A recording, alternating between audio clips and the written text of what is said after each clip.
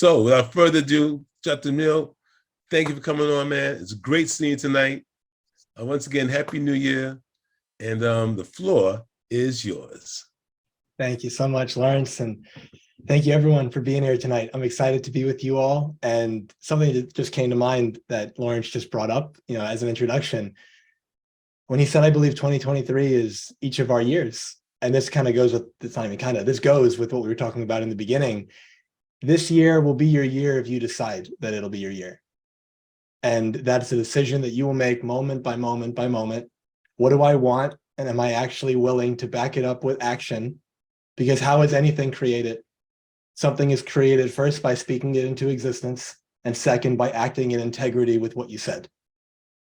If you think about why you don't have what you want, it's because you're not in integrity with your word.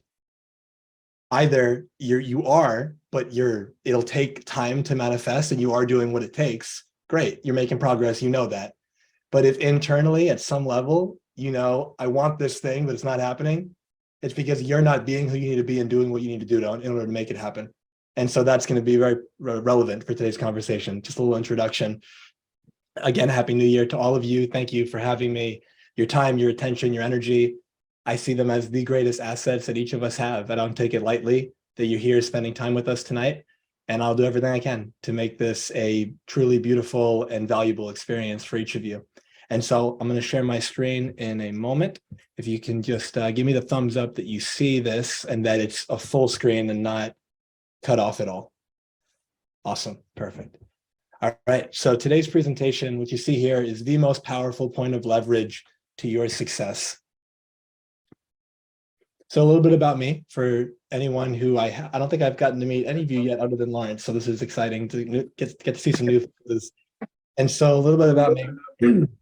I think someone just unmuted and there's an echo, but a little bit about me. I'm Dr. Jamil Sayegh. I am a lover of people, and everything that I do is centered around helping leaders, champions, and high performers to experience more happiness, peace, and fulfillment as they create an extraordinary life without regret. There's many vehicles that I use to do that. I'm a life, business, and relationship coach. I'm a naturopathic doctor, master practitioner of hypnotherapy, neurolinguistic programming, energy healing, and a handful of other things that I do everything I can to be able to support people to get from where they are to where they want to be. And big picture, like zoomed out, we spend time together. We dive deep in conversation and you share with me, what is it you want most in this world? You share with me what your challenges are, your problems, your deepest goals and dreams. And I help you step into and realize the most powerful, competent, capable version of you, which I call the real you. And when you see yourself differently and you see your world differently, the dreams and goals that you've had, they become real faster than you thought possible. And the challenges and problems that you had that you thought were insurmountable, not only do you conquer them, but they just melt away. You leave them in the dust. One of my clients, he had a goal, it was a 5-year goal. And he was on a podcast recently and he gave me a little shout out in that podcast. And that's why it's coming up. It's relevant right now. And he said, yeah, I hired him and I had this 5-year goal and we got it in 9 months. And that's the name of the game. Like one of the reasons why you're here is you want to progress faster. You want to get further faster. Why should it take 10 years if it can take you 10 months? If you can do it in a year or two, why is it going to take you 2 decades? Like, let's get the information. Let's create the transformation. Because a lot of what we're going to talk about today, some of the most dreaded words in business, let's say, but across the board is, I already know that. I'm going to share some things with you that you have never thought about. And I'll also share some things with you that you've heard before. And the moment the mind says, oh, I already know that, or oh, I read that somewhere, it checks out. It checks out and you shut off any ability to receive something that's here for you. I believe every one of you are here for a reason today. You could have been anywhere else. You're here. There's something for you here to receive. If you're open, if you're present, you will receive it. But if you're distracted, if you've got people calling your name, if you got music in the background, the TV's in the background, your phone isn't on silent, whatever it is, then you're robbing yourself of the gift that this could be for you tonight. By a show of hands, how many of you have had the incredible experience of being on a plane and having a flight attendant teach you how to use a seatbelt? How many of you have had that experience? Wonderful. Okay. And I want you to think about, what do you do when the captain or whoever's voice it is says, please direct your attention to the flight attendant as they're doing the clip and everything in the belt? Are you fully paying attention and giving it everything you got? If you're most people, no, what you're doing is the complete opposite of what they're asking you to do, and you're checking out and you're checking into your book or your device or the screen in front of you or the person you're talking to. You got the headphones in, but you're doing everything except for what they're asking you to do. Why? Because the mindset of either I already know that or nothing's going to happen. So it's like, why should I pay attention to some safety lecture when nothing's going to happen? Now, what would be different if halfway through the flight, you had some more turbulence than you were expecting, and halfway through the flight attendant came out and said, "Excuse me, ladies and gentlemen, we're going to crash. And if you listen to what I'm about to say in the next 30 seconds, you might survive." What would be different in terms of how you listened? How would you show up differently? Is your book as important? Is the conversation you were just having with somebody as important? Is whatever you were listening to or watching as important? And the answer is obvious, that it'd be no. And if I said why, you'd say, because my life is on the line. Like, nothing's more important than this. And so my challenge, my invitation to you is that right now, tonight, in our time together, your life is on the line, because your future is created by what you decide to do now. And so if you come from the space of being fully present and receiving whatever brought you here today, your life will change. And at the end of today's presentation, you will not be the same version of you are right now. But I like to think of it as Back to the Future. If anyone's ever seen that movie, there's three of them. But in the first one, Marty, the main character, goes back in time, and he's at his parents' high school time period. And he changes a few things. And now his parents aren't going to get together anymore. And he pulled a photo of his family from his present day out of his pocket. And him and his sister disappear from the photo, because what he just did in the past permanently changed the future. So unless he fixes that, he's not going to exist. In that same way, right now, what you call the present is the past of your future self. And so if you decide to live in fear, to play small, to come from insecurity, and to not step into the version of you you're capable of being, then that future you that you'd love to be dies right now. But every day, every moment that you step into, I'm going to choose to be this version of me, which is why I started by saying, when Lawrence said 2023 is your year, it can be. Will you make it that way? Because in order for 2023 to be your year, this very minute has to be your minute. And if you start from this minute, it builds, because then this minute becomes this hour, and this hour becomes this day. Day becomes week, month, etc. And then you create the life that you want. But if you just start with this big picture thing, this is my year. That's what most people do when they set New Year's resolutions. And by mid-January, they already quit, because they didn't actually make a decision. And so just to wrap this initial part up, to define some terms, I said earlier, I work with leaders, champions, and high performers. Now, what does that mean?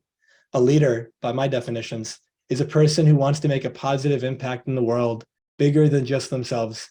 It's not about me, it's about we. It's about my family, my company, my community, and depending on the size of the vision, my country, the world. I want to really make this lasting impact. When I think about a high performer, it's a person who's choosing to be the best that they can be at the things that matter most to them. And when I think about a champion, this is a person who wants to be the best, period, at the things that matter most to them. Now, some people hear those three definitions, and the way their mindset has been conditioned over the years, they'll say, really wish I could be those things. I just wasn't born that way. And, without, it's all BS, because the truth is every one of those is an identity that you decide to take on moment by moment by moment. You choose to be it or you don't. And that's going to be an aspect of what we talk about today. And so before we dive in, I'm going to please hold any questions until the end. At the end, we'll have ample time, hopefully, to answer any questions you have. If you have any questions, write them down, just so you don't lose track of them.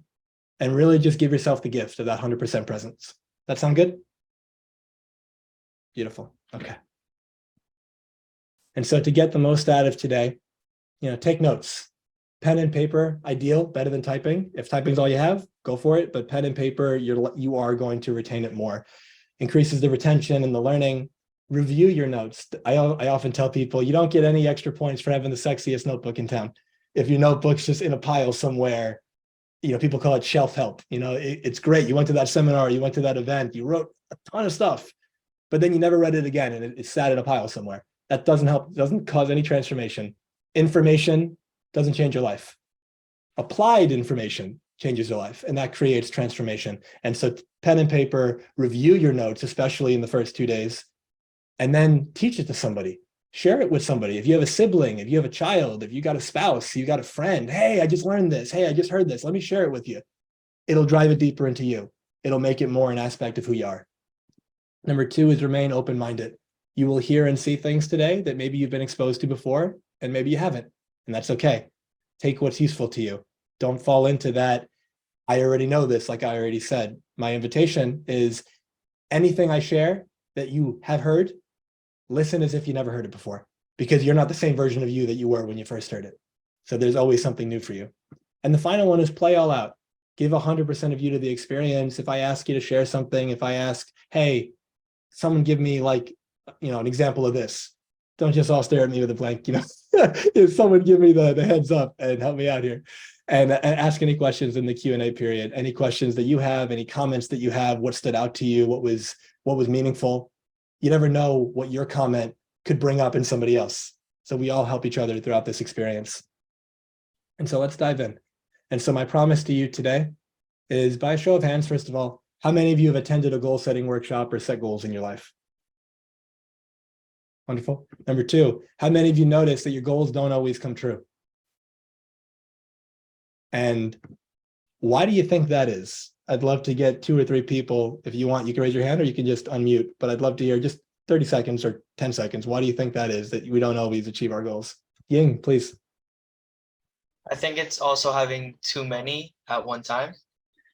That's beautiful. Thank you so much for sharing. I appreciate that. And I have to just scroll down to see who else raised their hand. It says 2 people. If I'm not seeing you, please. Peter. Yeah, go for it. Excuse me. I would say lack of systems. Can you repeat that, please? Lack of systems and habits. Okay, beautiful. Absolutely. Those are 2 reasons that for sure can play a part in it. And so today we're going to find out what I would call a deeper reason, even though both of those are valid. So my promise to each of you, this will be the most unique and different experience of the goal achievement process that you've ever seen. Today, we're going to discuss the most powerful way to achieve everything you want in your life. And this is the beauty of it. It has very little to do with what you're doing. See if I can get this to shift. There we go. Okay, so a couple of foundational questions. The first one, these are just rhetorical. I'm going to give you, my answer to it, and just sit with it in your mind if you have a different answer. What is a goal? Well, a goal is something you'd like to create and experience in the world. Second question, why do we have goals? Well, we'll all have a different response to that, but one possibility is, I believe we have a goal to evolve into the best version of ourselves. You have these goals because you want to expand, you want to grow, you want to level up, however you're going to word that, you want to step into a grander version of you. So now get some clarity around, what is it you want? What would be amazingly wonderful? What would you love? Thinking about different areas of your life and your business. Maybe there's an impact you want to have. You want to grow it to a certain level in your finances. What kind of money you want to be bringing in? What kind of money do you want in the bank? Health. What kind of level of fitness and vitality and energy are you wanting to feel this year? Relationships. If you have intimate relationships, what's that level of commitment and passion and vulnerability and all these wonderful things and adventure and romance that you're looking for? If it's friendships or business partnerships, what kind of relationships are you looking for there? If it's a tribe, mastermind, or something like this, whatever it is, a community, what do you want out of that? Contribution, impact, and legacy. That goes back to my definition of being a leader. What do you want to put out there? What impact do you want to make? And finally, happiness and fulfillment. Are you happy? And if you're not, what would need to change to make you happy? So just a couple of rhetorical questions to get us started. Kind of very common goal setting. What is a goal? Before we even think of what are my goals, what is it? Why do I have it? And what are my goals? What do I actually want? And each of you in your mind, you probably have an idea. Some of you are very clear on it. Some of you, it's a little bit more foggy, but you have a direction that you would hope it would go in, even if it's just better than it is now, whatever that might be. So now we go into, why do you want whatever it is you say that you want? what would it do for your life? And these are, again, rhetorical. I just want you to think about it. What would it do for your life? If you got that money, if you got that relationship, if you got that weight loss or muscle gains or whatever it is that you wanted, that material possession, what would it do for you? And what would it allow you to experience? So often, and this is going to come up very shortly, we create this mental condition that something has to happen first in order for me to experience and feel what it is that I want to experience and feel. And my invitation to you is to reconsider that that's not actually true, and it'll make a lot of sense in a moment. How would other people benefit from what it is that you want? So often we make our goals and we really just think about ourselves. And it's very clear to me, at least in my work, that most people are willing to do so much more for the people that they care about than they are if it's just for themselves. Abraham Lincoln, when he was running for president, he lost many times before he ended up winning. And there's a quote that's attributed to him where somebody says, you lost so many times. What made you keep showing up? And he said, well, I had a friend who really believed in me and I didn't have the heart to let him down. And so in the same way, maybe you have a spouse, or maybe you have kids, or maybe you've got a cause that's important to you, and maybe you don't have the heart to let them down. But whatever it is, how would other people's lives improve when your goals manifest? Questions like these, they emotionalize your goals and they dramatically increase the likelihood that you're going to persevere and you're going to succeed. Because it's not if something challenging happens, it's when something challenging happens, because life is going to have its ups and its downs, and there's going to be things that we can't predict and didn't foresee. But in those hard times, if you know why, and many of you have heard that, people talk about the importance of why. Friedrich Nietzsche, the philosopher, said, if you know the why for living, you can endure almost any how. No matter what's going on, you've got a why that's so strong that you just keep pushing and you keep going. And so I invite you to just, if you don't already have it, just write down the words. Why? Why is it important? Why does it matter? What's actually driving me? Do I actually want this? Or is this what I think I'm supposed to have because of society or social media or family or whatever it is? What's the life you want? Not the life you think is expected of you. That's one of the biggest regrets of the people who are dying when they've been polled. I wish I had the courage to live a life true to myself, not the life other people expected of me. So really get clear on that. Why do I want what I say that I want? And as we come to this, like kind of the meat of it, so what's it really all about? We really want our goals to come true because we're chasing a feeling. Every single thing that you want, you're thinking you're wondering how I will, not wondering, you're saying, I believe I will feel this way once I've achieved this goal. So I'll give you an example. If I said to you by show of hands, how many of you would be really excited if I said right now, I'm gonna wire transfer you $1 billion? How many of you would be like, that'd be cool? And notice if I were to follow it up with, great, I'm gonna do that. And the only rule is you can't spend it or do anything with it. How many of you are still really excited? You can't spend it, you can't invest it. Literally, you're a billionaire on paper, but you can't do anything with it. Well, it kind of gets deflated now because you didn't actually want the $1 billion. You wanted what you thought the $1 billion would get you. You wanted what you thought you could do with the $1 billion. But then you take it a step further and you go, oh, I'd buy these things. I'd contribute. I do all these things. I travel. But all that isn't it either, because, well, why are you traveling? Why are you buying that thing? Because there's a feeling that you're going after that you really want, and you think the money will get it for you, or you think the house or the new relationship or the whatever will get it for you. That's the first reason why people set a goal. They're chasing a feeling. Second is who they believe they'll become as a result of the process of achieving the goal. That's the example I just said of why do we have a goal? To expand, to grow, to level up, to step into a greater version of ourselves. And so here's the secret. States of being, which we'll get into in a little bit, and emotional states, happiness, sadness, anger, depression, whatever other states you could think of, they're all available to you right now. So let's talk about it. I have a framework that I use, came up with it a couple of years ago, really simple. This is the human experience in 3 steps. This completely explains every single thing you have ever felt in your entire life, without exception. And it explains as well why everybody else feels what they feel. Real simple, but very, very powerful. Step 1 is life happens. Whatever occurred, occurred. Now, life happens and for some people, this can be an emotionally charged statement. If it is, forgive me. Life happens is always neutral. Because from a nature perspective, like, is it bad when the lion kills the zebra?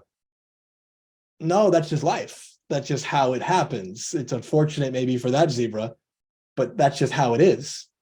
The second step, though, is we interpret it. So life happens, and then I make it mean something. The situation occurs, and then I think to myself, how does this affect me? What does this mean for my future? Am I safe? Like, and I come up with a story. And then I experience my interpretation. So life happens, we interpret it, we experience our interpretation. Now, this is all that's ever happening, which means we never experience life as it is, we experience life as we are. But if you speak to the vast majority of people, their framework is different than this. Their framework is, life happens, I experience life as it is. That's the way most people believe it works. And because they miss the interpretation, they give away their greatest source, their greatest point of leverage. They give away all their power, and they become a victim to life. Because if life happens and I experience it as it is, that means when I'm sad, when I'm depressed, when I'm angry and frustrated, it's not me, it's the situation. Like, everybody would feel this way about that. But there isn't a situation like that everybody objectively feels exactly the same about. You could say, if I had the $1 billion, I'd be the happiest person in the world. And I would go, really? You believe that? And you say, yeah. And I say, can I share with you why I disagree? And you might say, sure. And I say, well, there are millionaires and billionaires who have everything you think you need to be happy, and some of them are suicidal and they're depressed. It's not the money. You think, oh, I'm not in a great relationship. When I get in a better one, I'll be happy. Well, it depends. If you carry the old baggage and the stuff that caused the problems in the first relationship to the next one, you're going to create the same thing. And so from that space, life happens. We interpret it. All of your power is in step 2. That means anything that you're feeling that you don't like, it's not because of the moment. It's not because of the stock market. It's not because of whatever. It's because of your interpretation and what you made it mean. And the moment you realize that goes back to this other statement of, if all my goals are really me chasing a feeling, and a feeling is something that I create in the moment based on my interpretation, that means whatever I want to feel, I can feel it now. My gratitude, my happiness, my peace, my fulfillment, whatever it is, every ounce of it is available to you right now. There is never a moment in the future that has more happiness than this moment does right now, because emotions don't exist outside of you. Happiness isn't some cloud out there that you just bang into randomly and you feel happy now. It is inside of you. Right now, it's not raining, but let's say it was. It's pouring rain. Well, I could sit here and say, I'm really sad and depressed right now. And then you all say to me, why, Jamil? And I say, because it's raining outside. And then you say, so what? And I say, I had all these plans and now I can't go outside. The day is ruined, all this stuff. But then you go to the guy up the street and he seems really excited. And you say to him, Jack, you seem so happy. You seem excited. What's going on? He's like, I am, it's raining outside. And then you go, tell me about it. What do you mean? He goes, the most precious resource on the planet is falling from the sky. All the plants are getting watered. My car's getting a free car wash. What a freaking awesome experience. And then you realize, hold on a second. How did the rain make one guy depressed and the rain made the other guy excited?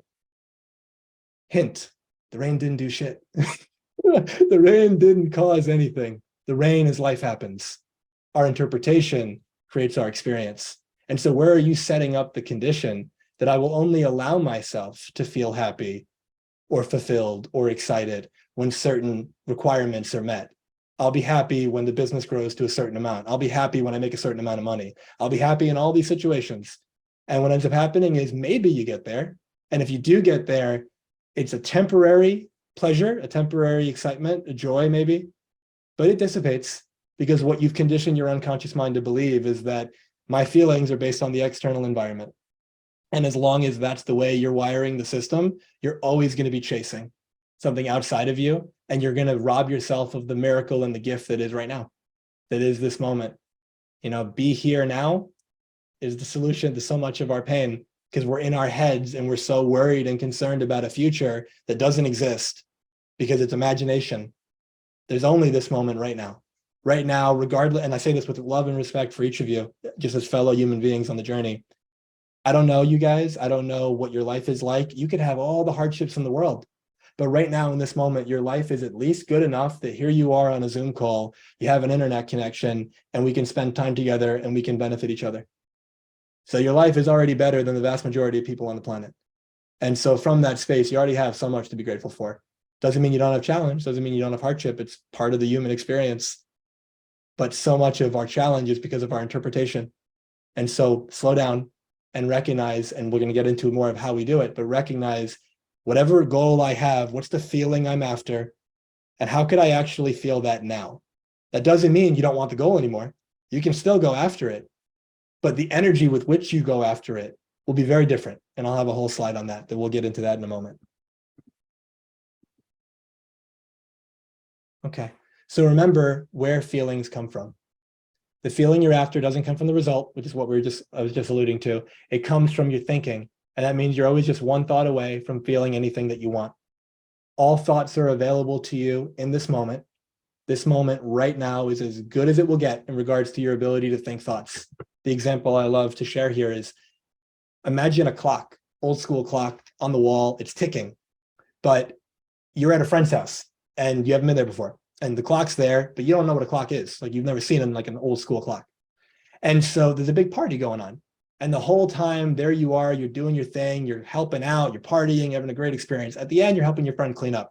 You guys finally clean everything up and you sit on the couch and you're like, and you go, wow, that was amazing.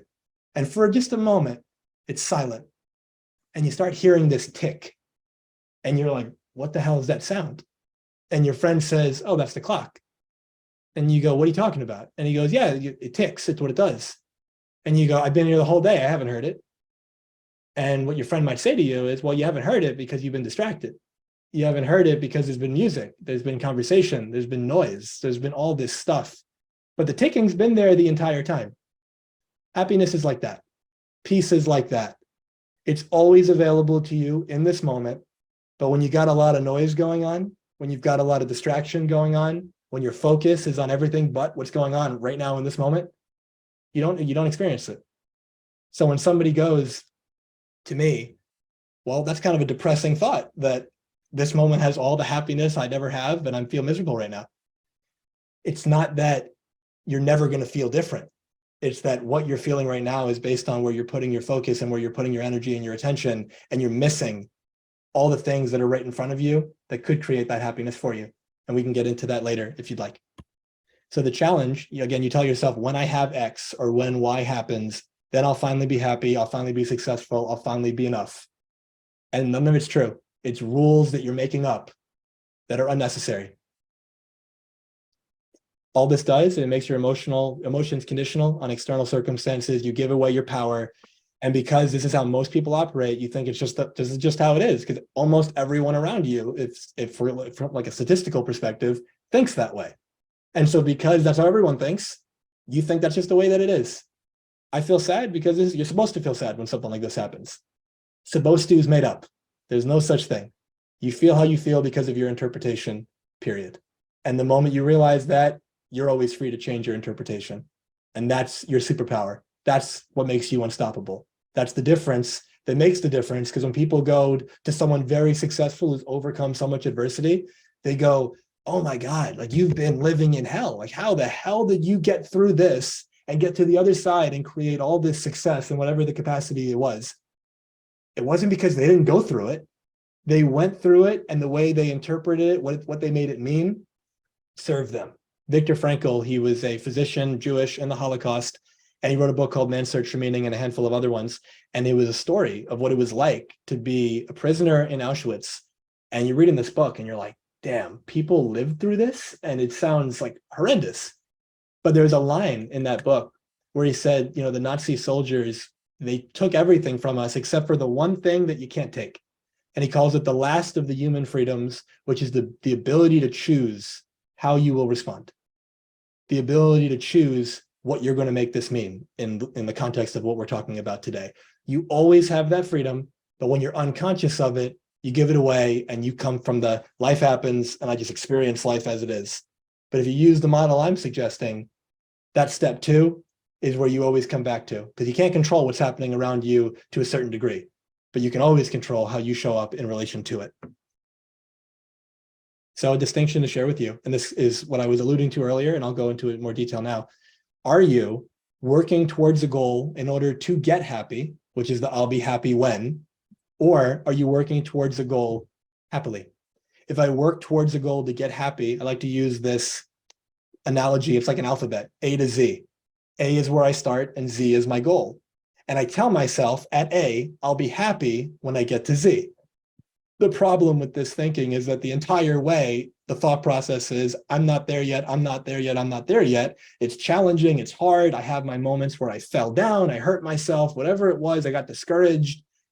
And because I'm not there yet, then my mindset's absolute. I have it or I don't. So I have nothing to show for it because I'm at K in this alphabet, analogy. I'm at K and it sucks. It's like, I'm only going to be happy when I get to Z and I'm not there yet. Well, that's one way to live. And that's the way, unfortunately, most people live. But there's another way. And the other way is I'm working towards my goal happily because I've recognized that my happiness is not dependent on my goal. They have nothing to do with each other. So if I come from the space of what do I want, like actually check in, slow down, what is it I actually want, which is why we took a few minutes in the beginning. What do I want? Why do I want it? What's an emotional enough why that's strong? Because if I know what I'm actually going after and it's important and meaningful for me, then now using the analogy again of the alphabet, A to Z, I'm at A and then I work my butt off and now I'm at B and D and E. And when I'm at E, I'm so excited. Look at my progress. Like I'm not at A anymore. I'm at E. And from that space, yeah, I'm not at Z yet, but it doesn't happen overnight. I'm completely fulfilled with my process. The work itself is the goal, not the result of the work. Because when you love what you're doing, the doing of it is fun. When you love what you're doing, you see the meaning, you see, wow, I just did this thing today, I just accomplished this thing today, and that's the next step for me to get to where I want to be. But not only do I want to be there, I want to be here. Like I actually want to be where I'm at. That's one of the requirements if you're going to have peace. Actually like where you are, like want to be where you're at because you're here. Even if you think your life sucks right now, wanting to be anywhere else other than here will prevent you from ever experiencing peace. You got to start with peace. You never arrive there. And so coming from that space, yeah, perfect. So coming from that space, you have the choice. I'm going to go after what I want so that I'll be happy, buying into the illusion. X has to happen in order for me to feel Y, or I'm going to actually be happy first and recognize when you're happy first, your quality of life so much greater. The people around you actually want to spend time with you. There's a perspective of abundance and scarcity. Abundance is a state of being. Abundance isn't like an amount of money. Wealth is not an amount of money. It's a ratio of income to expenses. And so in that same kind of way, abundance, think of it like a frequency. It's a state of being where when I'm in a state of abundance, where I have what I need in the sense of by definition, if I need it, I already have it. Otherwise I wouldn't be here. I have to already have what I need. So coming from that space, I'm okay. I'm already enough. I'm going after what I want and I'm actually making some progress. And yeah, I might have bigger goals, but I'm okay with where I'm at right now. And from that space, I can build and grow and get more. But you got to start with sufficiency. Because if you start being deficient, then you're in that scarcity mode, you're in that fearful space, you lock up your creativity, you miss opportunities that are right in front of your face because you don't see them. Because you're in that, I'm not there yet, I'm not there yet, I'm not there yet mode. And then you get flustered and frustrated and discouraged and you miss things. But when you're in that abundant space, you're going after what you want happily. People want to spend time with you, opportunities show up, networking happens and people want to network with you, etc. You get the point. Go after what you want happily is my very strong recommendation. And so there are two ways to create the future. You can create the future from the past, or you can create the future from the future. What most people do is they create their future from their past. And this is what it looks like. So here's my past. This is how I've lived up until this point. This is who everybody else told me I am. This is where I failed. And this is my strengths and my weaknesses and all these labels that I put on myself. This is what the doctor told me I have, whatever it is. And I take that and I go, okay, well, this is truth. This is who I am. So then I project it out into the future. And then in the future, I say, well, this is how it's been. So this is probably how it's going to keep being. So now I keep acting like the old version of me. And because the input stays the same, the output stays the same. And then you get people that when you ask them, how are you doing? And they tell you, and I've heard this so many times, that they'll say, you know, same shit, different day. Well, it's same shit, different day because you're doing the same shit. And so nothing is going to change. You're being the same version of you. How are you expecting your life to change? It's a self-fulfilling prophecy. If nothing changes, nothing changes. But there's another way. And this way is far more powerful. And this is the point of leverage that I'm alluding to in the title of this presentation today. You ask yourself, I want to create the future from the future. How do I do that? And the way I do it is either close your eyes or get pen and paper, but whatever you do, see in your mind's eye that version of you, 1 year, 5 years, 10 years, 50 years from now, whatever it is. And that version of you is as successful as you'd ever want to be in all the areas of your life. 10 out of 10, just crushing it, fulfilled, happy, peaceful, all of it. And see that person. And then see how would he or she talk to people? How would he or she handle adversity and strife, conflict? How would he or she speak to themselves during moments where they didn't feel like doing something? What actions would that version of you take and not take? What boundaries would that version of you set and enforce? You know, what would that version of you say yes to? And what would that version of you say no to? And then you look at all this and you see it in your mind. You go, oh yeah, it's obvious. I would do this, I would do that. I'd stop doing this. I would talk to people this way. I would carry myself in that way.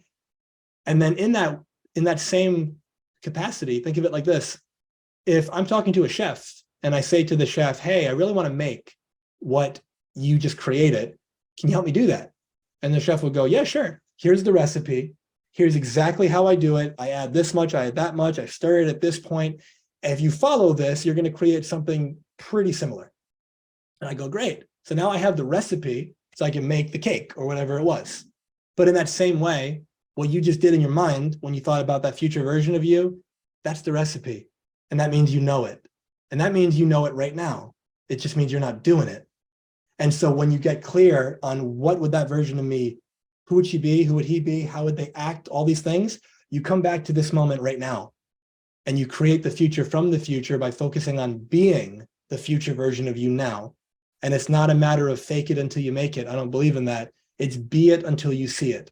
There's no inauthenticity out of integrity there. It's being the version of you as best as you possibly can be, given what you know right now. Be the future of your version of you now. Ask yourself, how would he handle this?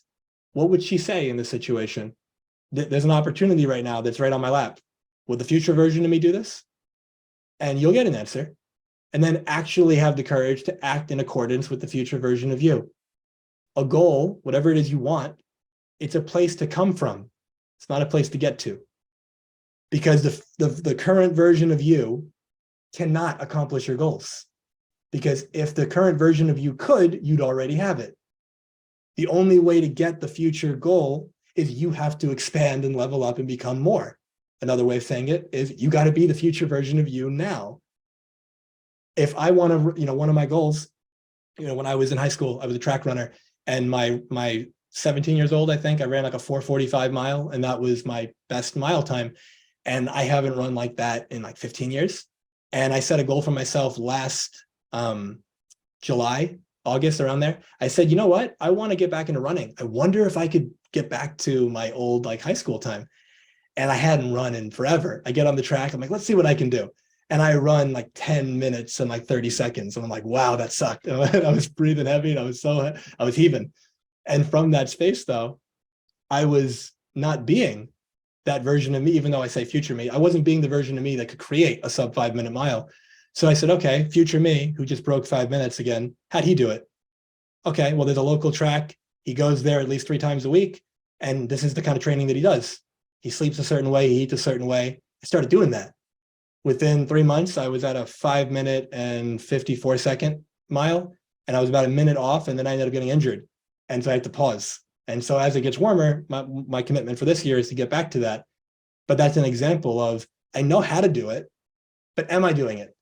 And for the last year after the injury, and then it got cold, like I haven't been running, Well, I'm not doing what the future me who can break the 5-minute mile again would do. And so if I just keep acting the way that I'm acting, that's never going to happen. This version of me cannot run a sub 5-minute mile, but there is a version of me who can, and he's in here. He exists as possibility, but I got to choose him. In the same way that in the beginning, when I said, is 2023 your year? That's up to you. Are you willing to get clear? What would future me do? And start being it right now, because right now is the only thing that's real. I alluded to it earlier. The future only exists in imagination, and the past only exists in memory. The present is the only moment that's real. So many of us, there's a meme, a picture I saw a while ago that's great. It's a cartoon, a stick figure. It's a guy walking his dog, and they're walking towards like a park. And you see a tree and a bird in the sky, and it's beautiful, grass. And there's a thought bubble coming out of the dog's head, and there's a thought bubble coming out of the guy's head. And out of the guy's head is multiple thought bubbles. And it's like family and money and travel and all these different concerns and work. And then the dog's thought bubble, it was the bird and the tree and the grass that was right in front of him. And the meme said, this is why your dog is happier than you are. Because your dog is present. Your dog is with whatever is happening right in front of you. But so often we miss the magic of the moment because we're so in our head. So slow down, think, what would future me do? How would that version of me handle it? You know, Arnold Schwarzenegger, when he was early in his career, he was working out to become Mr. Austria. He's bodybuilding, never won anything. And he's at a bodybuilding gym. And one of those gyms where only like these best of these best guys show up there. And he's already internalized this future self. And he says, I am Mr. Olympia. Now, he hasn't won Mr. Austria yet, but he's saying, I am Mr. Olympia. So they're in the gym, him and a bunch of other guys, 4 hours go by, and they do all the workouts. 4 hours, they finish, they're all leaving, except for Arnold. And one of the friends says, hey, Arnold, come on, we're all leaving. And Arnold goes, no, Mr. Olympia works out 6 hours. So notice in that example, his identification of this is what Mr. Olympia does. If he were to leave with them, he's not doing what it takes to be Mr. Olympia, so he won't become it. But by stepping into the role, assuming it, here's this version of me in the future that's just a powerhouse of a leader. How would that version of me handle my current experience? Act that way now. That is the greatest point of leverage to all of your success, because the goal, again, is a place to come from. Be that version of you who can create it now. Don't put it off, because when you put it off, you'll never get there. You have to up level in order for anything to change, and you got to go first. And so this is a continuation of it. Being versus doing. Doing is always secondary. Being is always primary. People come from a space of thinking, what do I need to do? What's the strategy? Most goal workshops, things of this nature, they're not talking about anything I'm talking about. They're coming from a space of, oh, this is how you set a goal, and this is what you're supposed to do to like accomplish it, and time block, and do. That's important too, because without action, nothing happens. But where does the action come from? Action comes from being. Because Mr. Olympia works out 6 hours, I work out 6 hours. Like, that's Arnold's perspective, and then he wins. In that same way, what does future you do? Who's he or she being? And from that space, act like that. The doing comes from the being. So who would I need to be today to move my vision forward? And what qualities and characteristics must I embody? Another way of saying it is, what's the recipe? How does future me carry himself or herself, and what do I do? And then choose to be it. How could I be more playful? How could I be more loving? How could I be more courageous and bold today? What could I do? And then what would the best version of me do in this moment? Because if you're having a challenge, if you're in a space of fear, I promise you, you're not at your best in that moment. And so in that moment, how would the best version of me handle this? How would the version of me who's grounded in love, who's grounded in faith, how would that version of me do this? That's going to give you a way better answer than if you're playing small and you're insecure and you're in fear. And we all have moments of being there. The question isn't do you experience it? It's called being human. We all do. The question is, do you live there? And if you live there, you're never going to get what you want.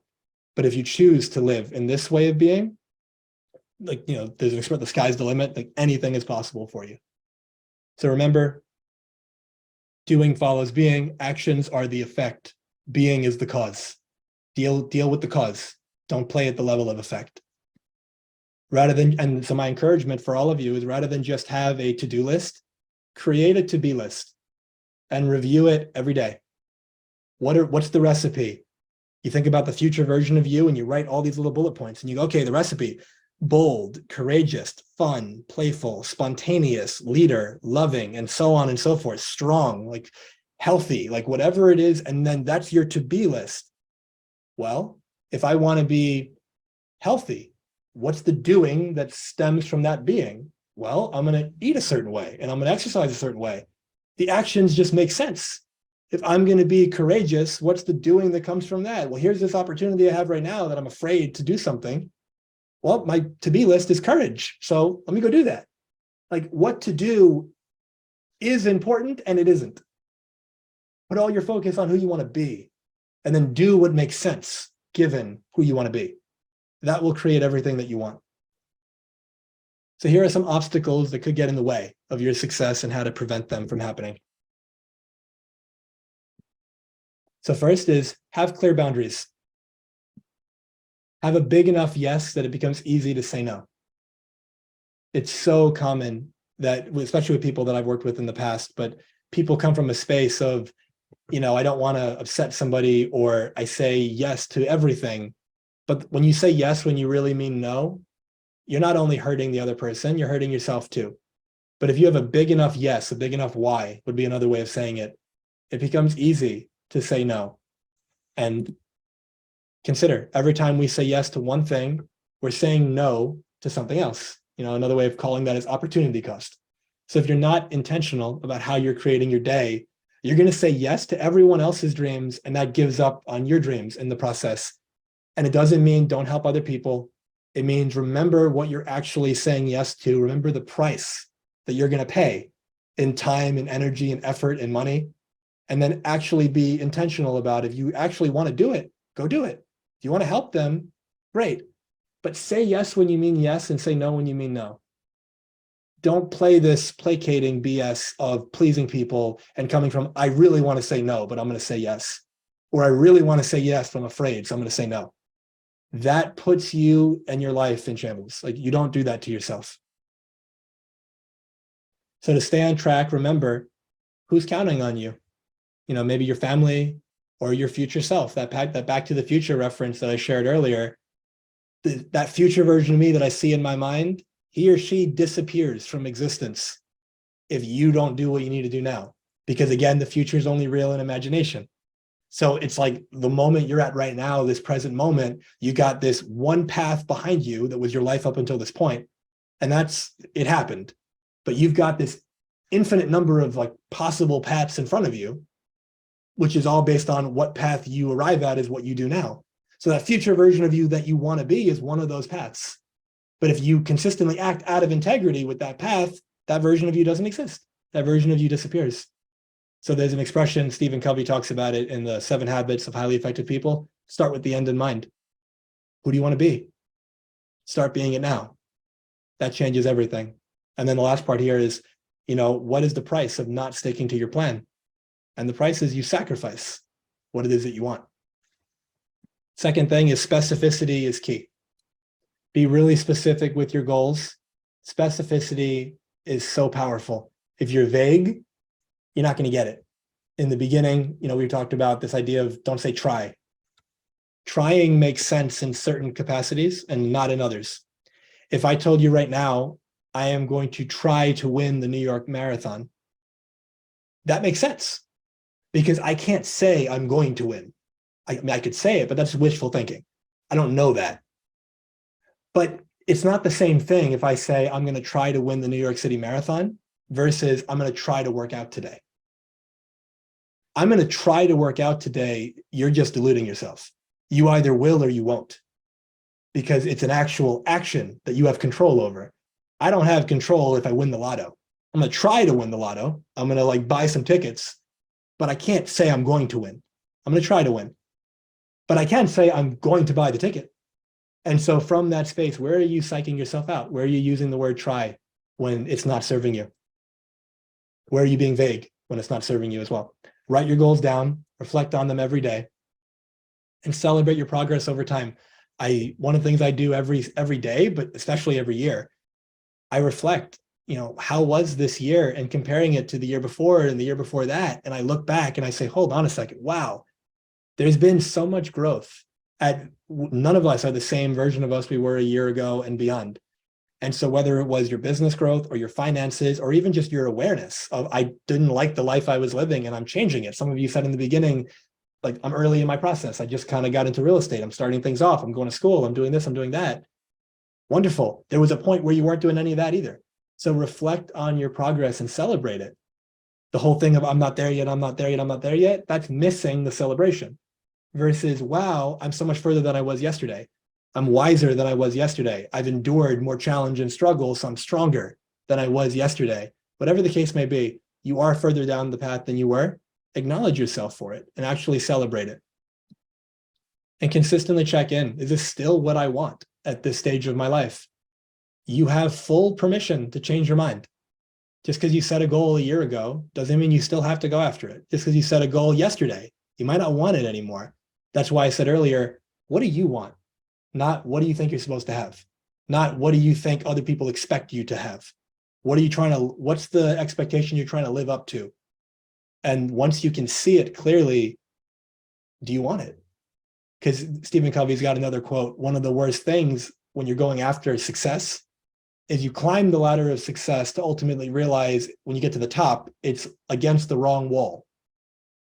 It's against the wrong wall because you were going after something and you weren't intentional about it because you didn't recognize it wasn't actually yours. It wasn't what you wanted. It was other people's dream for you. And so come from that space, is this still what I want at this stage of my life? So Walt Disney had a creation process that I want to share with you all.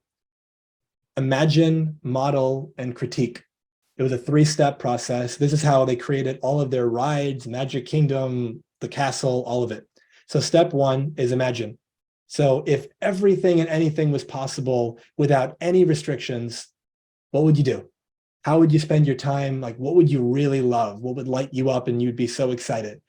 And then what would happen? And then what would you do? And just like do a brain dump, get it all out on paper and go, oh my God, this is good. Like, I'm imagining back in the day, it's like whenever Disney World opened up, all right, we got the castle in Magic Kingdom in Florida, and it's going to be 400 feet high, and Tinkerbell is going to jump off with the fireworks, and it's going to be this, and it's going to be that. They're not thinking about the hydraulics and can it hold her and all that kind of stuff. That's later. Imagine, what do you want? Don't limit yourself. Then we go to model, and model is, well, what would it actually look like? What would I create if I say, you know what, I really want to have my dream home? Great. Where would you live? What would it look like? Like, what amenities would be in the house, like on the property? Like, what would you do? Now you model it. You kind of have it on paper, the blueprint for it. Then finally, you get to critique. Well, what's the practical of this? What's the logistics? Like, how could we make that work? Is there any holes in this? Is it possible? But if you start this way, you will create the life that you dream of.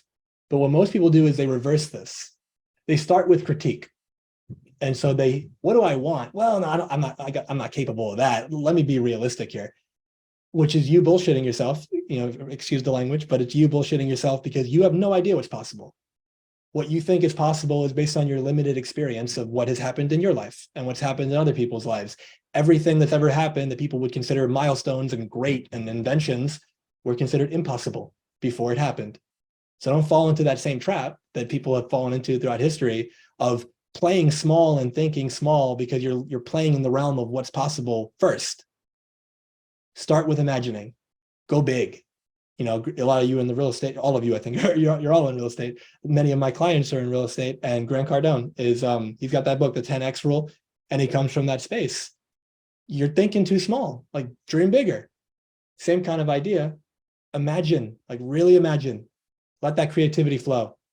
Earlier, Ying, if I'm hopefully pronouncing your name right, you said, you didn't quote, you didn't say all of this, but you said basically shoot for the moon. And then the other aspect of that quote is shoot for the moon. And if you miss, you land amongst the stars. But if you don't shoot for the moon because you don't think it's possible and you shoot for the cloud, you're not going to get as high. And so imagine, go big, and then model it. What would it look like? Then critique it last. You'll get so much further ahead.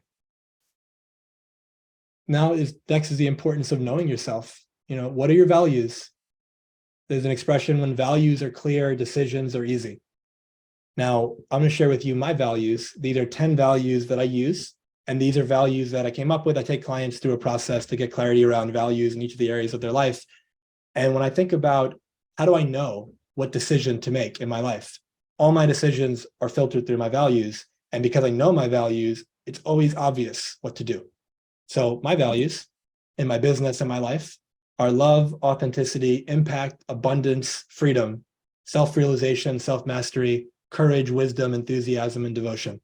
So just to use the first 5 as an example, when I think about a business opportunity, do I love it? Is it something that really excites me? Is it an authentic expression of who I am? Does it allow me and create the possibility for me to create impact in a way that's meaningful for me? Does it add to abundance in my life? Does it create freedom in my life? Freedom of money, freedom of time, freedom of location where I can work, freedom of relationships, people I want to be around, I'm around, and etc. Does it allow me to become a more self-actualized version of me? Is there some courage required here? Do I need to grow and step out beyond my comfort zone? Does it expand my wisdom? Am I enthusiastic about it? Can I be devoted to it? And if the thing meets all 10 of these, it is an absolute hell yes. But let's say it meets 5 of them, but it doesn't meet the first 2 or 3. I'm not doing it because it's not in alignment with my values. So get clear for yourself. Self-awareness 101. Who are you and what's important to you? Because when you know that, all your decisions become so much easier. What's important to you in your relationship? What's important to you in your business? What's important to you in life? What's important to you in your health? What's important to you in your family? That'll help you understand when you have a decision to make which one to take, or which road to take, rather. And so just get some clarity around what are your values, and then make all decisions based on whether or not they align with your values. Next, anticipation prevents reaction. Simple framework, I call it goal, challenge, solution. Think of it like this. You all have a goal, whatever it is that you might already have in your mind of what you want to accomplish this year. But most people look through it with the rose-colored glasses of, that's my goal, it's going to be great. And it's like all uphill from here. But that's not how life works. And so if you have a goal, first step 1 is write the goal. Then step 2, what are the challenges? What are the challenges that could occur that could potentially stop you? What could get in the way? What plans could fall through? What people could back out? What are all of the things that could happen that would have you go, oh crap, I didn't expect this. And for every goal, write as many challenges as you can. You could have 1, you could have 50. There's no wrong way to do it. But come up with as many challenges as you can. What could happen that could make this goal, questionable or not happen? And then once you have it, for each challenge, come up with a solution. If that happened, what would I do to still win anyway? And this makes you bulletproof. Because when you come from this space, you're not going to think of every challenge, but the longer you do it and the longer you're in business, you'll start to realize there's patterns. You'll start to realize there's really only a handful of things that could really get in the way. And eventually you do start to be able to predict pretty much all of them. But at least in the beginning, if you've got a goal and you think of 3 challenges that could come up, if those 3 do happen, rather than, oh my God, I didn't see this coming, and then you get discouraged, you go, yeah, I thought this might happen. I already have. I know exactly what I'll do.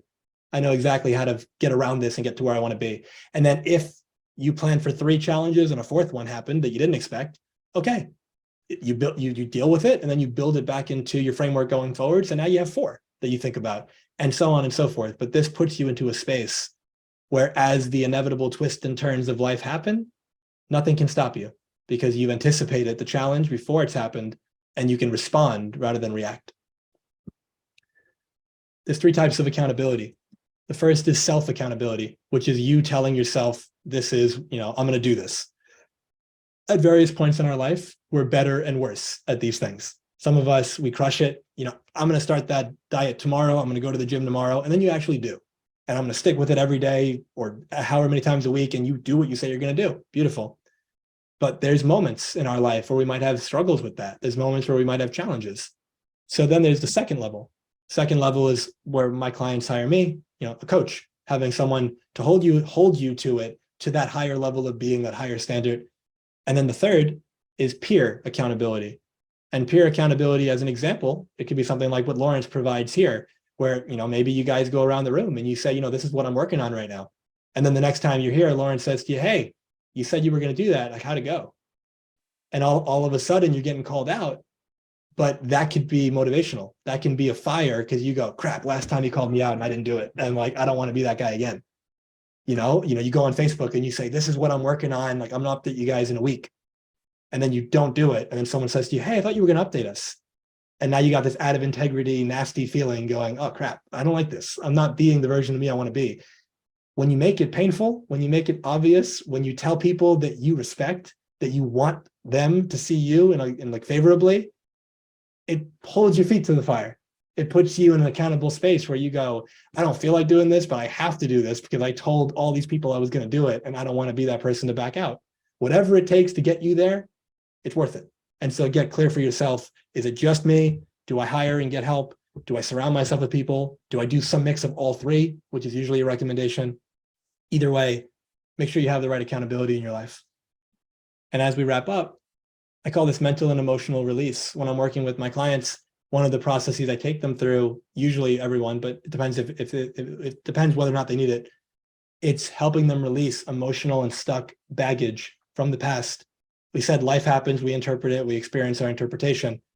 But what we don't realize is, even though the past is only in memory, think about it like this. Every version of you at every moment, at every age, it's as if all of those versions of you are in you, in your unconscious mind. So when that thing happened when you were 7 and you made it mean something, that's still in there. And that's why when something happens, you get triggered and you get way more frustrated than other people, or you get way more upset, or why whenever you get to a certain amount of money, you sabotage and you go back down, or why whatever that goal is, you're not able to hit it for some reason. There's like a block. There's something internal.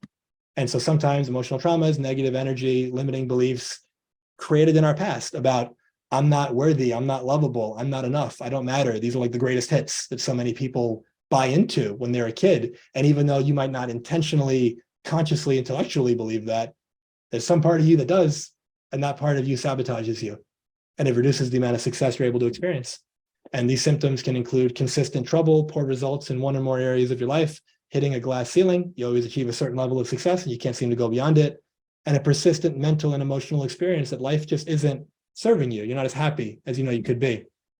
And so releasing and clearing away the emotional baggage is crucial to realizing your next level of success. I equate it to, imagine wanting to fly, but you have anchors chained to your ankles. And this process frees you from your chains. There's 4 requisites for change. Most people start at level 2.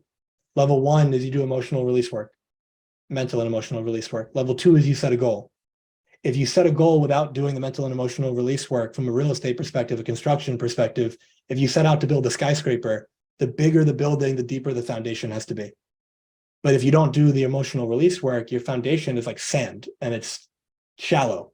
And so here you are trying to make a skyscraper with these 10x, 100x goals, and it's not going to last because you're going to fall at some point because you didn't do the emotional release first.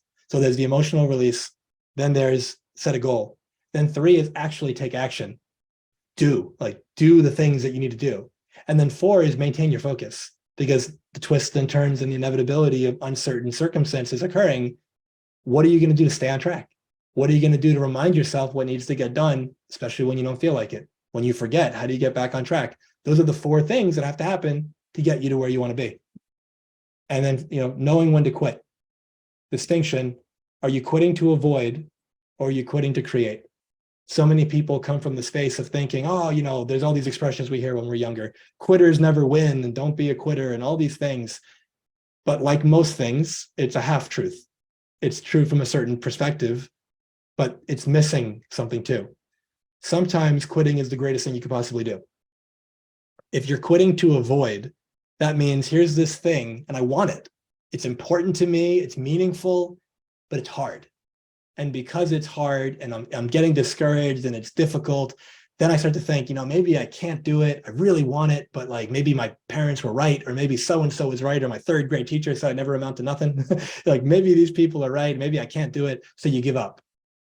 Well, in those moments, you're quitting to avoid uncomfortability. You're quitting to avoid discomfort, and you're quitting to avoid pushing yourself.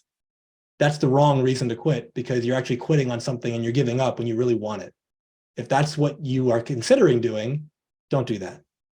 I've seen it over and over again. You will create immense regret in your life if you do that. But if you're quitting to create, that alludes to the question earlier, is this what I still want at this stage of my life? And if the answer is no, if you're asking yourself, why am I doing what I'm doing in whatever the capacity is, could be work or it could be some other thing. Why am I doing this? From that space, you go, does it make sense for me to keep doing this?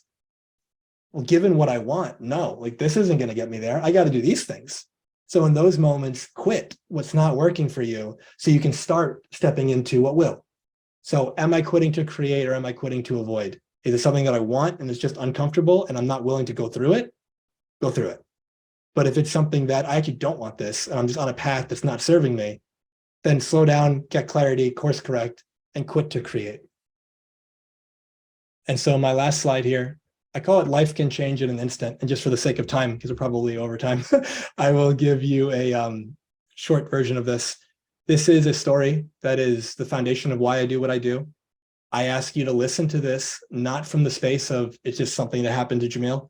Listen to this from the space of how it applies to your life, because maybe you've experienced something very similar and maybe you haven't, but the lessons they apply to everybody. So when I was 19 years old, my father had a brain aneurysm. And I remember prior to that, I am in my sophomore year at Fordham University in the Bronx, and I was part of this pre-med group. And it was a Tuesday, I believe. Friday, they asked me, can you go to Albany? We have to fight to keep our funding. Can you go over there with some students and just talk about the program? And I was like, yeah, sure. We're going to leave Friday morning. We're going to come back Sunday night. And there I was Tuesday. I already told them I'd be there. And I started getting this feeling, something's not right. Don't go. And like most of us, when we hear something like that, I ignored it. And I came from the space of, what's that about? And I just ignored it. Now Wednesday rolls around and it's louder. Something's not right. Don't go. And I kept ignoring it. And I kept thinking, what is this? Why does this keep happening? Thursday rolls around and it's like my intuition, my unconscious, my soul, whatever you want to call it, I'm getting yelled at. Something's not right. Don't go. And I couldn't ignore it anymore in good faith and good conscience. And so I sent an email. Hey, I'm sorry, something came up. I can't make it. Friday rolls around, regular day. Saturday rolls around, regular day. Sunday morning, my dad had a brain aneurysm. He was in a locked room and I broke a door to get him out. And if I wasn't home, he would have died. And I wouldn't have been home until that night. And so first of all, check in with yourself. Where am I ignoring my wisdom? Where am I ignoring my intuition? Where am I not listening when some part of me is trying to communicate? And you'll know it's not it's not stemming from fear. There's a calmness to it. There's just a knowing, hey, what are you doing, man? Hey, you gotta stop this. Hey, start doing that. You know it's good for you. Whatever it is, start tuning in. So my dad has his brain aneurysm. And for anyone who's not familiar, think of it like a blood vessel in the brain. Think of it like a tube. And it starts to balloon out. And if you're fortunate, you have one of the worst headaches of your life, you go to the hospital, they take care of you, and hopefully you walk out and you're okay. My dad wasn't as fortunate. His brain aneurysm ruptured. He was in a 4-hour brain surgery. And the neurosurgeon said less than 5% survival chance. It was the worst aneurysm he'd ever seen. And there I was for 4 hours being with my mom and my sister, trying to do what I can to calm them. Meanwhile, all these people are telling me, doctors, nurses, family members that are also medical, saying, I just want to prepare you, he's probably not going to make it. And they think they're doing me a favor because they're prepping me, but that's the last thing I want to hear. And so I'm just trying to tune them out. And my dad survived and he was in a coma and it was already a miracle, less than 5% chance. And he was alive. And I walk into the room and it looks like a train hit him, without being too graphic, million wires, trach, everything. And I see this man who was, my dad. He was to me the epitome of what it meant to be a man. He was one of my role models.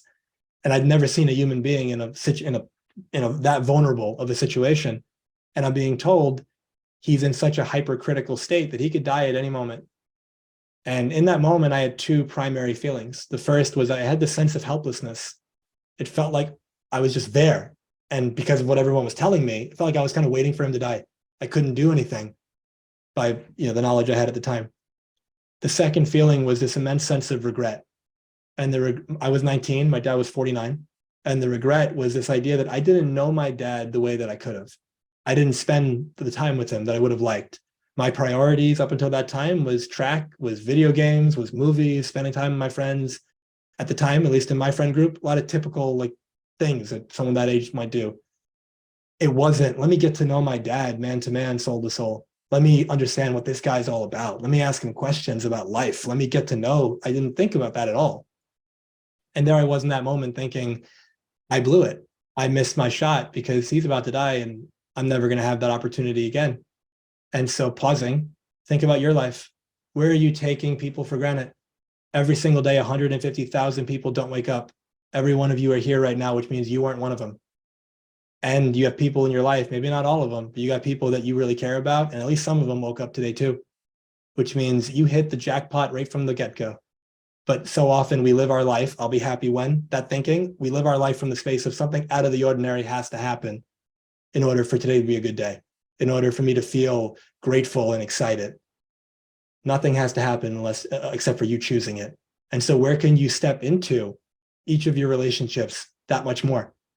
What if the last time you hugged your partner, hugged your child, spent time with a parent or a friend or a sibling, what if that was the last time? How would you interact with them? How would you speak with them? How would you hold them? How would you kiss them? How would you make love? How would you do whatever you're doing? Would you be distracted? Would you allow yourself to be rushed? Or would you realize nothing is more important than this moment right now? That's always the case. Nothing is more important than this moment. And yet we get so in our head about a future that's not even real that we miss the magic that's right in front of us.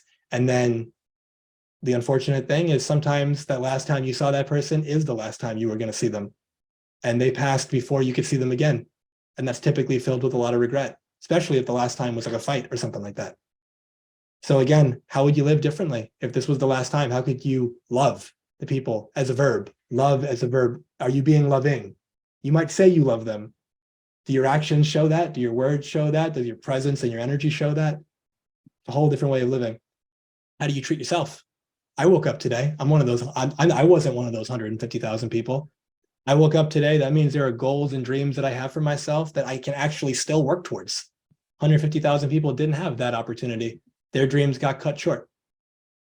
And so, bringing the story to a close, my dad survived for 3 years before he passed away. He was in a coma for several months. And I took several years off after college to be one of his primary caregivers. And in those 3 years, I learned so much about myself, about life, my maturity just like catapulted forward. And he passed at 52, 53. And when he passed away, prior to that, I'll just go to that. Well, when he passed away, I remember being at his wake, stood right next to his casket. Over 7,000 people came. And I shook every single person's hand, and almost everyone said, your dad saved my life. And I sat there from the space of just being humbled. My dad was a family practice physician. He was also one of the top 3 Elvis impersonators in the world. You know, music was his passion. He's traveled with Elvis's actual band. He's in the Elvis Presley Hall of Fame. And he was always such a light, a beacon. And here are all these people saying, your dad saved my life. People, different cultures, colors, religions, everything. And it was so beautiful. And I realized in that moment, I'd been playing small, that I was afraid of rejection, that I was afraid of what other people thought about me. And because of that, I was dimming my shine and robbing the world of who I could be. And because of that, I wasn't happy. I wasn't fulfilled. I wasn't living my purpose. I wasn't doing what I'm meant to do in this world. And I made a declaration, never again. You know, in those 3 years, 2 of my cousins passed away. One was 19, no, one was 20 and one was 21. And you can imagine if you spoke to either of those guys when they were 18 and you said, tell me about your life and your dreams and your goals, I promise you, neither guy would say I'd be dead within 5 years. Because we never think it's going to be the last time. We think we're immortal. We think we're never going to die. We think it's always going to be here. Stop procrastinating on your life. Stop putting things off when you can be it now and when you can do it now. That last kiss might be the last one. That today you woke up, that might be the last day. So squeeze the juice out of it, like get the most from your life. I have here on the screen, life can change in an instant. Stop waiting, stop holding yourself back. You never know how many tomorrows you have. So make the most of today. And so bringing it all together, what you really want is how you believe you'll feel and how you'll become as a result of achieving your goals. Feelings and states of being are created by thoughts, not results. You don't have to wait. You have access to all the thoughts right now. Create your future from the future. What would I love? Who would I need to be? What would the future ideal version of me do in this situation? And do that now. Enforce your boundaries, take actions aligned with your values, anticipate challenges so they become part of your plan. Release the stuck emotional energy and limiting beliefs from your past, and get the proper accountability. And finally, stop waiting. Tomorrow isn't promised. The life of your dreams is here and now, waiting for you to step into it. Claim it. It's your time. So questions to consider. What's something you've been putting off that you know will improve the quality of your life once you do it? What are you struggling with that if you solved would dramatically improve your levels of happiness and success? What goals and dreams would you like support accomplishing faster and more efficiently? And what's the first step you could take today to begin creating your desired future? Remember, we said a goal is a place to come from. Be the version of you who would do what it takes to get it. And so 3 ways that I can continue to support. If this is meaningful for you, I have probably 500-ish videos that I put on social media over the last 6 or 7 years, or 8 years probably. I have a podcast called Transformation Starts Today. I'll give you the link to all that in a second. Instagram is just at Dr. Jamil Sayegh, DR, and then my name. Facebook and LinkedIn is just my name without the DR. And my website is jamilsayegh.com. There's videos, podcasts, blogs, a lot of stuff that can really serve. I have an ebook that I wrote about probably like 5 years ago at this point called 20 Steps to Your Next Breakthrough. You can get that on the website for free. There's an audiobook version for a couple dollars. And that's been very helpful for people. I also just got to be co-authored on a book that became a #1 international best-selling book, and it's called Leaders with a Heart. Beautiful book. It's on Amazon. And finally, if this has resonated with you and you'd like to have a conversation, if you think that, because this is just, scratching the surface of the work I do with people. And so if this has resonated and you're like, I'd like to talk to this guy and see if I can get some more help, we can have a conversation. We can get clear on what do you really want, what's getting in the way, and create a plan to move you forward. If it works out, it's a good fit, we move forward, we do it, beautiful, we create some miracles. And if it doesn't, we part as friends and we have a great conversation. And so I'll put a link to do all that in the chat. Thank you so much for your time today. The top right photo didn't show up for some reason. Sending you all immense love going into the new year. And so I'm going to stop my screen share. I'm going to put into the chat the link to connect. If you'd like it, just give that a click, and would love to either hear what stood out to you today. What are you taking with you? What questions do you have, if any? If Lawrence grants me a few more minutes, I'd love to hold that space for you all and hear. Well, sure. Listen, thank you very much. Listen, I told you it's gonna be fire. This was fire. This is how you begin a new year, right? I believe that at the beginning of the year, you need to have this sort of content to bring us into, because like you said before, the baggage, the luggage we carrying from last year can drag us down this year, right? Yeah. So we gotta let it go. Like Frozen says, let it go, right? We gotta let it go. But Dr. Sayegh, thank you very much. And yes, anybody has some questions, some thoughts or comments, please feel free to ask Dr. Sayegh any question you have. And again, if there's not a question, would love to hear just what stood out to you, because you sharing that might really land for somebody else. Well, I'm going to say that I got so many pages here. When you say feelings, right? Because I always say feelings ain't facts; they're just your feelings, right? And when you have feelings, that's how your thoughts come about. Yeah, that's when things get messy. When you start following your feelings, and the thoughts come with it, and you put them together, it doesn't work out that way. So I'm glad you talked about that. And I also like when you talked about feeling comes from your thoughts, you're always just one thought away from feeling anything you want. Yeah. Right? That was bad. That was bad. Because you can listen, if you, like you said, if it's raining and if you wake up in the morning time and see it's gonna be a bad day, you're just one thought away from feeling real bad. If you get, it's a daggone great day. Listen, I also always say, when I wake up, I see the white of my ceiling, it's a good day automatically, right? It's a good day automatically. Before, I love that. And before we go to Ying, I just want to share this. Imagine I had glasses, and imagine they were so big that I couldn't tell I had glasses. Like the frame was just so big.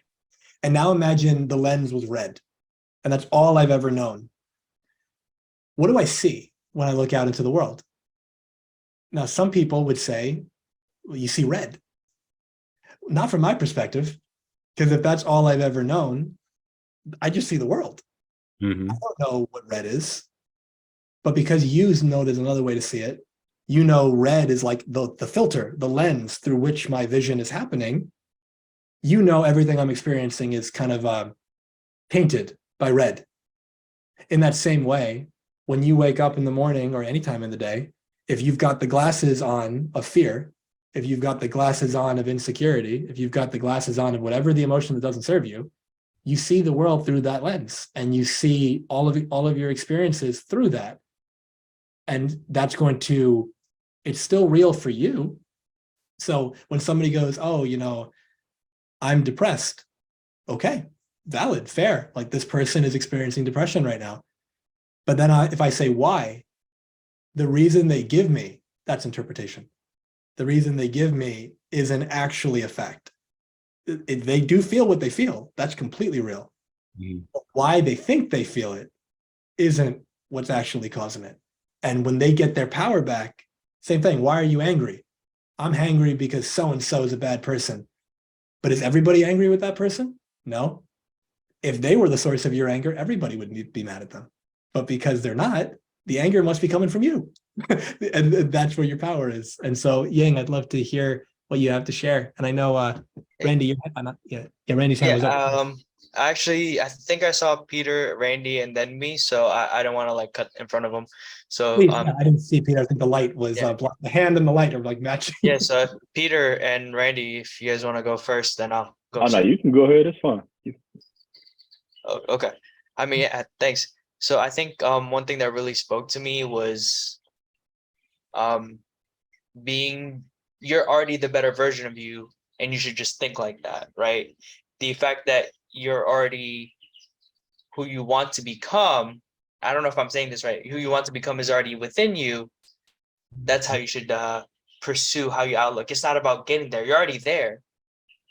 It's just you pulling that mindset, pulling that perspective. Like when you said, look, you're presented with this situation, right?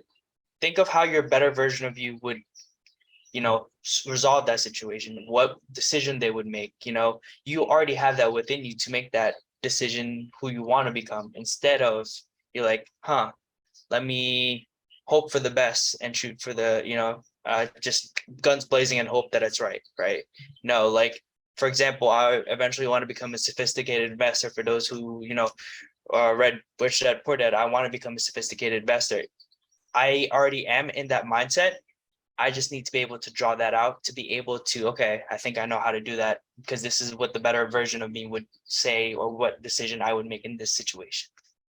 Yeah, I love that. Thank you for sharing that. And just to add to it, because the future only exists in imagination, even though in your head you're going out into the future and you're seeing that version of you and you're seeing how that person would act, and then now you have the recipe and then you come back and do it now. When are you doing that whole process? Right now, which means that future version of you, that is you. Like, you just talked about it. You just created the recipe. You just made it up, which means you know exactly how to do it. And so to be a sophisticated investor, it's not about faking it, telling everybody you're further than you are. It's about coming from the space of, okay, how did the sophisticated investor version of me get there? Well, he did certain things. He made certain connections. He took certain action and so on. He invested his money in a certain way. What's different than what you do now? And then start doing that. And now you become a sophisticated investor on his path. And it just changes everything. Exactly. Yeah, awesome, man. Randy, how about you? I just wanted to say thank you so much. And I do relate with your dad thing. My dad had went into a coma too with brain aneurysm too. So I relate, and I'm sorry. So, but thank you for sharing that. And it's helped me too. Like when you said like you've heard it before, how your brain shuts down, like you've heard stuff like this. And I've heard it in different ways, but you just reiterating it, how true it is. And you have the answers within. It's just wanting it and wanting to taste it. You have to taste it in order to go forward. So, and I kind of wanted to ask, because I took several notes as well. But I know you had said you got to start with peace. You will never get there. Is that how you said it? So peace is a place to come from, not a place to get. And the reason is come from. because emotional states don't exist outside of you. So Okay. if you're telling yourself, I'm here and peace is over there somewhere, you never arrive because you're only wherever you are. There is no over there. There's only here. Okay. And so over there is an illusion. It's a mental fabrication. And so when you say, oh yeah, I'm here and happiness is over there, then when you get there, happiness is going to be further. It's like if this is where I'm at and this is my peace, so I'm chasing it, that's what happens. Like you never arrive. Okay. But if peace is where I am right now, then I can go after what I want with peace. Now, peace doesn't mean that my situation is ideal. I got all the money in the bank. I got no problems. Peace could mean I just fully accept my situation as it is right now, as challenging as it might be, because it is what it is. If I were to say it's raining right now and it's not supposed to be, what sense does that make? If I say it's not supposed to be raining, according to who? Me? I'm not the clouds. Like, who says that Jamil's word is God? Who says that because I say it shouldn't be raining, it shouldn't be raining? It is raining. So as long as I resist it by saying what's happening shouldn't be happening, I suffer. But the moment I can say, you know what, it's raining right now. I preferred it to be sunny, but I'll make do with it. I'll do my best with the rain. Now it's not a problem that it's raining anymore. And so it's the same idea. Like, I can't pay my bills. My bank account's like this. My partner just left me. My dog just died. Like whatever it was, it sucks. I get it. Like there's the Buddha is attributed to saying life is suffering. Think about it like this. In the human experience, there are ups and there are, as a felt experience, there are ups and there are downs. Everything in the physical reality is temporary. It's all transitory or transient. Anything born in time ends in time. Anything that starts ends. That includes people, animals, everything, weather. There's an expression, if things are going really great, don't worry, they'll change. And if things are going really poorly, don't worry, they'll change. And it's the same idea of as long as you resist the present moment, whatever's happening shouldn't be happening, you will never have peace. But the moment you can say, you know what, there's a law in this universe, which is the law of cause and effect. I am exactly where I'm supposed to be, and the amount of money I have is exactly how much I'm supposed to have because of the actions that I took and didn't take, because of the opportunities that I stepped into and the ones I shied away from, because of the conversations and the things that I said and didn't say.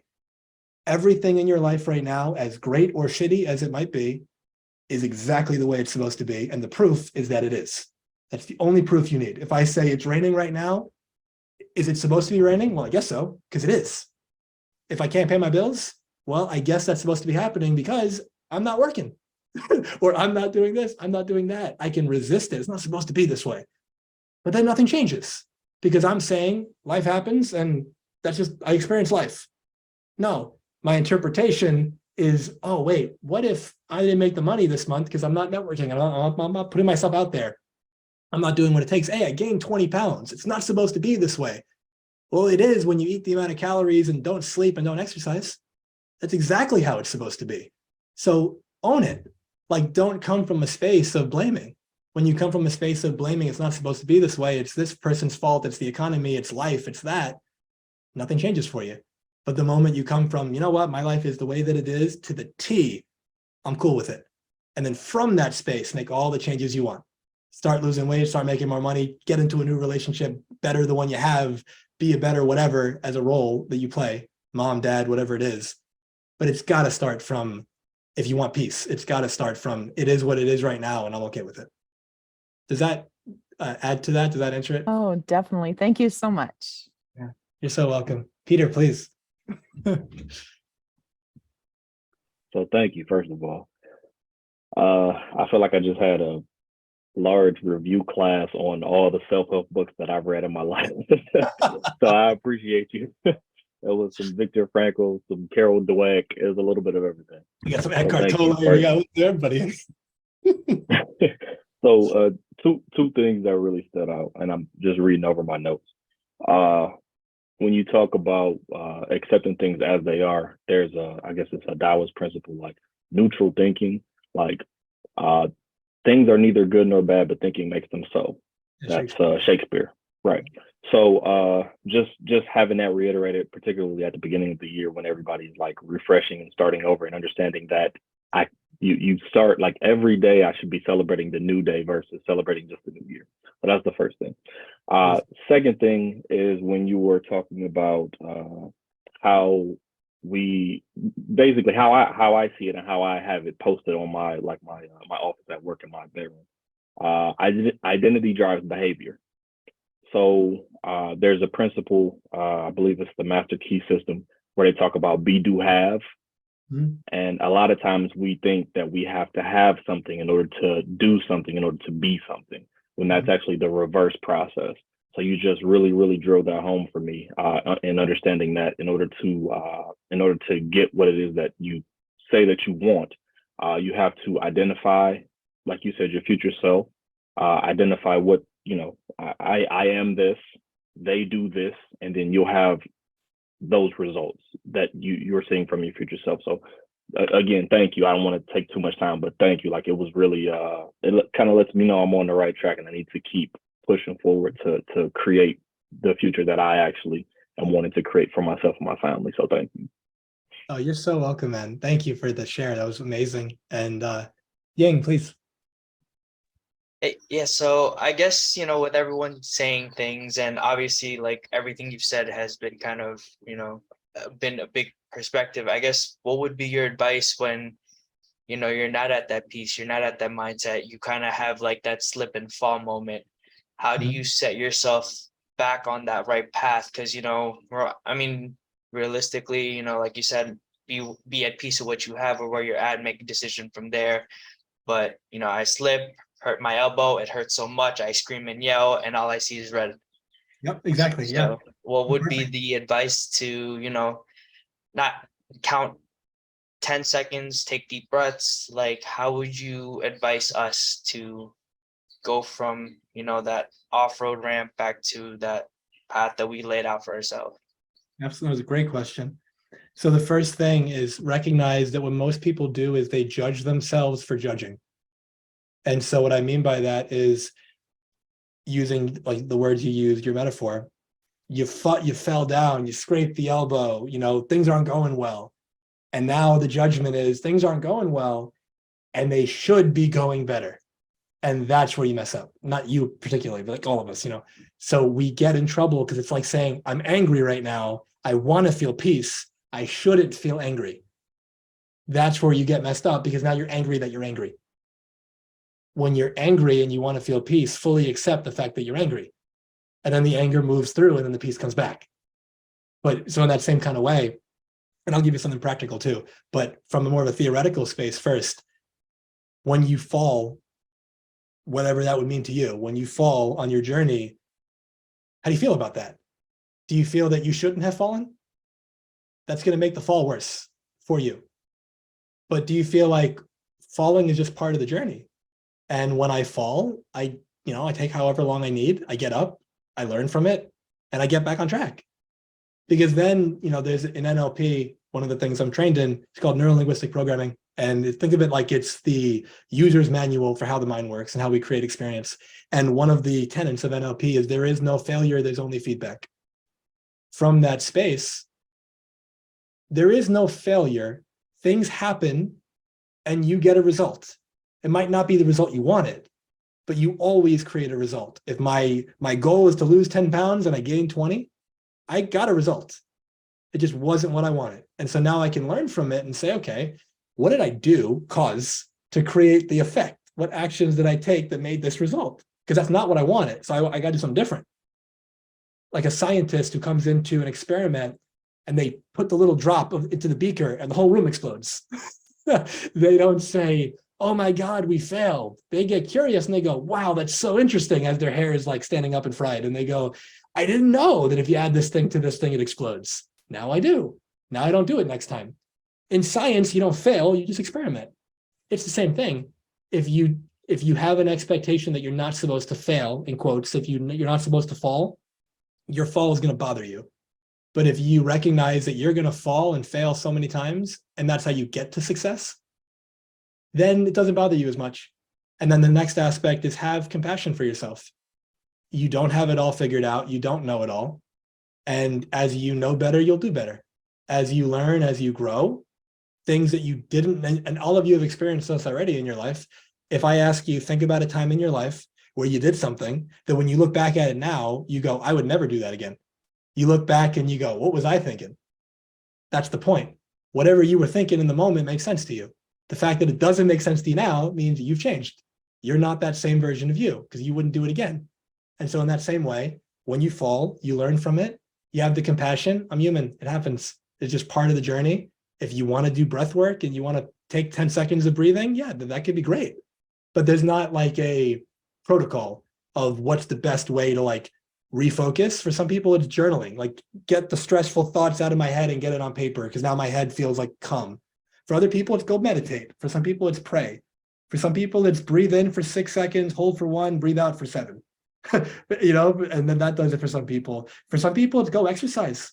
Go get a heartbeat up, get a sweat going, go for a run, lift some weights, do something to change your body. You know, go laugh, go watch some comedy. There's not a one size fits all. But I think what's more important, just like we said, like being is primary and doing is secondary, what to do as a tactic, that's secondary. You'll figure that out on your own. The primary thing, don't judge yourself for judging yourself, and don't be critical of the fall, and embrace it as part of the process. And when you have that gentleness, when you have a little kid, how many of you have kids, if any? So one of you, or 2. Okay. So if you have kids, and for those of you who don't, just imagine having kids. There's your kid's crawling. Now your kid wants to learn how to walk. And so your kid starts to kind of stand up and then falls, and then starts to stand up and then falls. And gradually they kind of start to figure it out, but they fall maybe hundreds of times, if not more. Now, if you look at the kid and go, wow, like, when's he going to get it? He's just not cut out for walking. Like, this is not just, he can't do it. If the kid could understand you, we'd have a lot of people that don't walk because the kid's going to get discouraged. But the kid doesn't think that way because that's a human concept. Like, failure is made up. It's not real. And so it's just, I'm on the floor. I want to be up there. And I keep trying. And the more I try, the stronger my legs get and the stronger my core gets, and all this stuff happens. And eventually I'm able to stand upright. It doesn't matter how many times you fall. It only matters to you how many times you fall because you think you're supposed to get it in a certain time frame. Using Ying as an example, because you had the question, if you want to be a sophisticated investor and you think it has to happen in a certain period of time, that's a condition that you put on yourself that I got to be X amount of money by this age, or I got to have this level of like this many doors under my belt, or whatever it is. None of it's real. None of it's true. It's all made up. And so you create your own suffering by putting the rule and the condition on yourself of how you are supposed to be. Versus, I'm just going to be how I am. And like Peter said, I'm going to think about how I want to be. And I'm going to just do the best that I can in this moment. And as I grow and I learn and I become capable of doing better, I'll do better.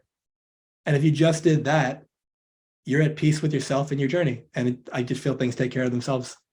Does that answer that for you? Most definitely. Thank you. Yeah, you're so welcome, man. Peter, I noticed your hand came up again. I see time. No, I'm free if you guys are. I mean, I'm here to help. I'd love to go back and forth. Is there something you want to say? Sure. no, just with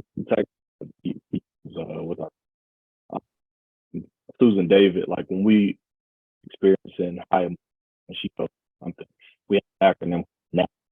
You can pause. You're like cutting off every other word. I'm having a hard time hearing you. No. No, Go you ahead. no sound at all. While he's fixing it, anybody else? I know Pamela, she put in the chat a beautiful insight. You know, I create my own suffering. And the wow is perfect because if we just figured that out, life changes. Think of it like this. Pain is real. Pain is based on what happens. Suffering is based on the story you tell yourself about what happens. And so when you recognize that pain is what happens, if I cut my hand and my nerve endings are stimulated right now, I'm going to experience pain. But suffering is the story I tell myself about why what happened shouldn't have happened. And that's why the suffering can persist for days, months, years, and decades beyond the pain. So how are you perpetuating your suffering? And it's not a matter of being, one of the words I use here is responsible. And I'll break up the word. It's the ability to respond. If any aspect of my life, mental, emotional, physical, spiritual, is not what I want it to be, how am I creating that? The moment you point the blame at somebody else is the moment you give your power away, and the moment life doesn't change for you.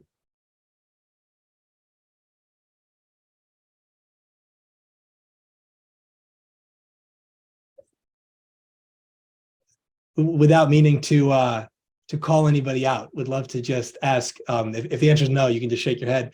Haven't heard from Victor yet, or Lewis, or Khadijah, forgive me if I'm pronouncing your name wrong, or Brendan, would you guys like to say anything? No is okay too. The part that you said about the whole procrastination, that really stood out to me with the whole story with your dad. I'm sorry for your loss, by the way. Thank you so much, man. Appreciate that. Yeah, it was a pretty tough year for myself. I lost my mom a couple of months ago, and Sorry to then I lost my grandma like 2 weeks ago. Mm. So that really stood out. I mean, I was already thinking that way because those type of losses have that effect on you. But that story, it really stood out to me, and I appreciate everything that you're saying and you being here and doing this for us. I just want to say thanks. You're so welcome, man. First of all, my deepest condolences. My heart goes out to you and your family, and sorry for your losses. And if you're not already doing it, just as a reminder, and this is not just to you, it's for everybody, please give yourself the space and give yourself the willingness to grieve if you're not already. A lot of people try to hold it in. I've seen a lot of death in my life, and I've seen so many people go through a process of just suppression, and days, weeks, years, decades later, they're still, you can tell something's not right in terms of how they're living their life. And it's not a judgment on it. It's just about what creates peace and happiness and what doesn't. And so giving yourself the gift of taking the time that you need, talking to people, journaling, prayer, something, like giving yourself that gift so you can come out the other side at peace, okay with what was. Nobody wanted it to happen, obviously, but it happened, just like it's raining. And so from that space, what lessons can I learn? How can I make them proud? How can I be the best version of me? Whatever it is you got to say to internalize it, but you're going to get through this. Thanks, appreciate that. Yeah. Victor, please. Well, thank you, Doctor, for your presentation this evening. And sorry for everybody's loss. I've gone through it myself, but the pain never goes away. Mm-hmm. And thank you all for being here tonight. Yeah, you're welcome, man. And so before we wrap up, before I turn it back to Lawrence, any final statements, any final comments? Anybody wants to share anything?